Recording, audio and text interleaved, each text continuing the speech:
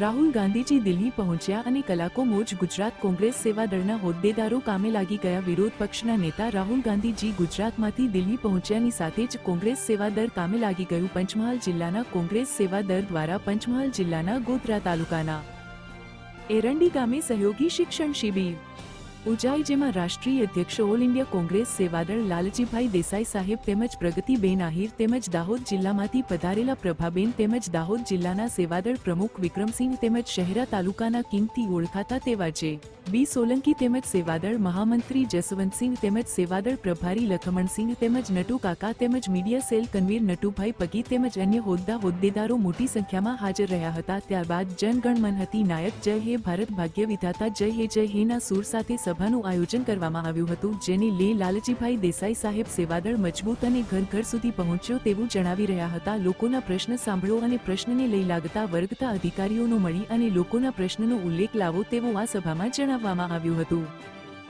તાલુકા અને જિલ્લાના હોદ્દેદારો લોકોના ઘર સુધી પહોંચ્યો અને લોકોને જાગૃત કરો, તેમના હરેક પ્રશ્નનો સાંભળો તેવો પણ પ્રગતિબેન આહિર જણાવી રહ્યા હતા। પત્રકાર નટુભાઈ પગી, પંચમહાલ શહેરા। પંચમહાલ જિલ્લામાં ગોધરા ખાતે એરંડી ગામમાં અહીંયા સેવાદળના કાર્યકર્તાઓની શિબિર પંચમહાલ, દાહોદ અને મહીસાગર 3 જિલ્લાની રાખી છે। ગઈકાલે આપ સૌ જાણો છો કે રાહુલજીએ અમદાવાદમાં 2 દિવસ જ્યારે રહ્યા ત્યારે સતત કાર્યકર્તાઓની વચ્ચે જે વાત કરી છે કે ગુજરાતમાં કોંગ્રેસના કાર્યકર્તાઓને મજબૂત કરીને આમ તો એવું કહી શકાય કે 30 વર્ષના ભાજપના ભ્રષ્ટાચારી, અત્યાચારી, બળાત્કારી શાસનની સામે લગાતાર લડવાવાળા જ હવે કોંગ્રેસમાં રહે છે। જે ડરતા હતા, જે સોદાબાજો હતા, એ મોટાભાગના તો ભારતીય જનતા પાર્ટીમાં ત્યાં સામે ચાલીને કે પછી નાક દબાવીને એ જે પણ રીતે ત્યાં ગયા છે સત્તાની, સંપત્તિની, સુરક્ષાની લાલચમાં। હવે જે રહ્યા છે એ મૂળ સાચા કોંગ્રેસીઓ રહ્યા છે।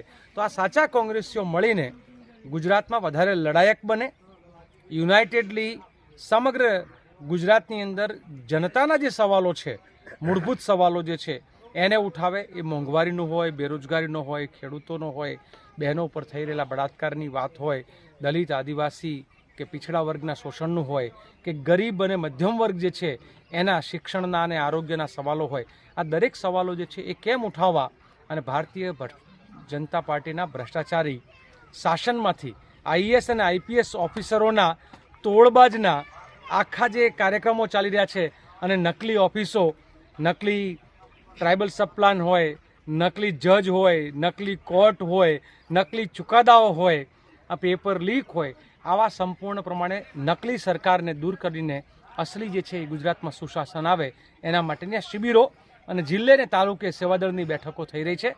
આવનાર સમયમાં આ શ્વેત સેના સફેદ ટોપીવાળા જે છે એ કાળી ટોપીવાળાની સામે બરાબરના ભારે પડે એ પ્રકારના અમે લોકો શિબિરો કરી રહ્યા છીએ। જે રાહુલ ગાંધીએ આવતીકાલે એક નિવેદન આપ્યું છે કે જે હાલના જે કોંગ્રેસના નેતાઓ છે એ પણ કેટલાક અડધા નેતાઓ ભાજપ સાથે મળેલા છે, એના માટે શું કહેશો? હું બહુ સ્પષ્ટ રીતે કહું છું, રાહુલજીની વાતને અમે સમર્થન આપતા એમ કહીએ છીએ અને એ કોંગ્રેસના કાર્યકર્તાનો અવાજ છે। કોંગ્રેસના કાર્યકર્તાઓએ જે ફરિયાદો કરી છે કે ભાઈ કેમ નથી સત્તામાં આવતા, અને રાહુલજીએ કાલ જાહેર મંચ ઉપરથી, હું તો એ નેતાને સેલ્યુટ કરું છું કે આ એવો નેતા કે પોતાની ભૂલ, પાર્ટીની ખામીઓનો જાહેરમાં સ્વીકાર કરે।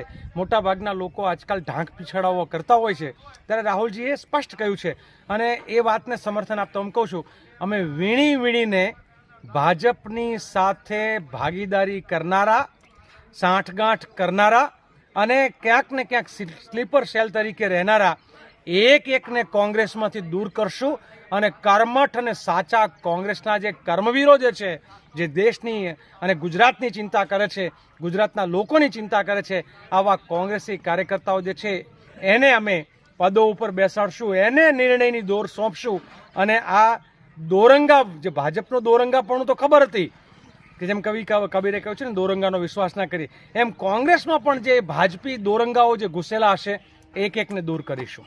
હાલ પંચમહાલની વાત કરીએ, સ્થાનિક સ્વરાજ ચૂંટણીમાં કોંગ્રેસને 1 મત મળ્યો હતો ને, હાલમાં આ શિબિરમાં કેટલાક કોંગ્રેસના આગેવાનો ગેરહાજર જોવા મળે છે, એના માટે શું કહેશો?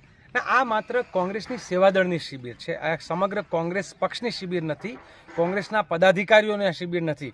જે સેવાદળને અમે ધરાતલ ઉપર મજબૂત કરવાનું જે આયોજન છે એ છે। આવનાર સમયમાં આ શિબિર જ્યારે અમે આખી મોટા પાયે કરશું, ત્યારે વધારે વ્યાપક કરશું, ત્યારે જિલ્લાના આગેવાનો લેશે. અને આપ જુઓ છો અહીંયા પૂર્વ સાંસદ પ્રભાબેન અહીંયા આવ્યા છે, કારણ કે પ્રભાબેન અમારા પોલિટિકલ અફેર કમિટીની મિટિંગના સભ્ય છે. એટલે અમે પોલિટિકલ અફેર કમિટીના મિત્રો પણ આ જવાબદારી લઈએ છીએ. હા, બરાબર છે રફીકભાઈ. ના, બધા શહેરાથી પણ લોકો આવ્યા છે. પણ આ શિબિર મુખ્યત્વે સેવાદળના કાર્યકર્તાઓને મજબૂત કરવાની શિબિર છે. એટલે આમાં કોઈની હાજરી કે ગેરહાજરી એ અમારા માટે ચિંતાનો વિષય નથી.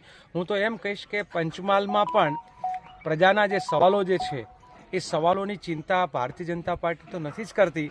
એટલે કોંગ્રેસના કાર્યકર્તાઓ એ દાહોદ, પંચમહાલ અને મહીસાગર, થોડા ટાઈમ પહેલા મહીસાગરમાં અમે સ્વાભિમાન સંમેલન કર્યું હતું, ત્યારે એમ થાય કે જેને સત્તાનો દોર સૂત્રો સોંપ્યા છે એ લોકો તો જનતાનું અપમાન થાય ત્યારે પણ બોલતા નથી. ત્યારે વિપક્ષના ધર્મ જે છે અમે નિભાવીએ છીએ. સ્થાનિક સ્વરાજ ચૂંટણીમાં કોંગ્રેસને એક બી સીટ મળી નથી પંચમહાલમાં, એનું કારણ શું? અત્યારે તો એવું છે કે ભારતીય જનતા પાર્ટી એ પોતાના બધી જ મશીનરીનો દુરુપયોગ કરે છે. આ મશીનરીનો દુરુપયોગ એટલે એમ કહી શકાય કે આઈએએસ અને આઈપીએસ ઓફિસરોને, તાલુકા અને જિલ્લાના અધિકારીઓને, ઇવન શિક્ષકો ઉપર પણ દબાવ નાખે છે. ગ્રામ સેવકોને, તલાટીઓ ઉપર પણ દબાવ હોય છે કે આટલા મત નીકળવા જોઈએ.